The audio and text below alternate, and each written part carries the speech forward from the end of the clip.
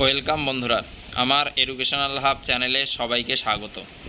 আজকে যে গুরুত্বপূর্ণ বিষয় নিয়ে হাজির হয়েছি সেই বিষয়টি হচ্ছে কোর্ট কেস সম্পর্কিত। আর এই কোর্ট কেসটি হয়েছিল কিসের উপরে? 2017 প্রাথমিক টেট প্রশ্নভুল মামলার উপরে, যেখানে আনুমানিক 20 থেকে 25টি প্রশ্নের উপর কেস করা হয়েছে। যে এই 20 থেকে 25টি, কেউ বলছে 21টি, কেউ 25টি, আমি ধরে নিচ্ছি 20 থেকে 25টি প্রশ্ন হবে। এই প্রশ্নগুলোর উপরে প্রশ্ন রাখা হয়েছে পিটিশনারদের পক্ষ থেকে যে এই প্রশ্নগুলো ভুল রয়েছে, ঠিক আছে।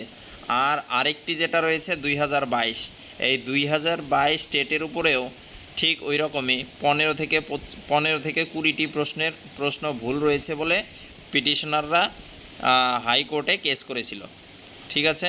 তো এই কেসের দীর্ঘ শুনানি হওয়ার পর আজকে কলকাতা হাইকোর্ট বিশাল বড় নির্দেশ দিল পর্ষদকে।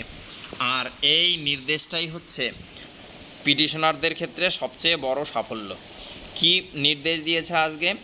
তো হাইকোর্ট পর্ষদকে নির্দেশ দিয়েছে, এই যে প্রশ্নগুলি রয়েছে 15 থেকে 25টি, এক একজনের মতো এক একটা, তো এই 20 বা 25টি যে প্রশ্ন রয়েছে 2017 এবং 2022-এর, এই প্রশ্নগুলো কোনটা সঠিক বা কোনটা ভুল, অর্থাৎ এর মধ্যে কোনো ভুল রয়েছে কি না তা দেখার জন্য পর্ষদকে হাইকোর্ট একটা বিশেষ কমিটি গঠনের নির্দেশ দিল। আর এই কমিটি কি করবে? এই কমিটি বিচার করবে কোন প্রশ্নগুলো ভুল রয়েছে আর কোন প্রশ্নগুলো ভুল নয়।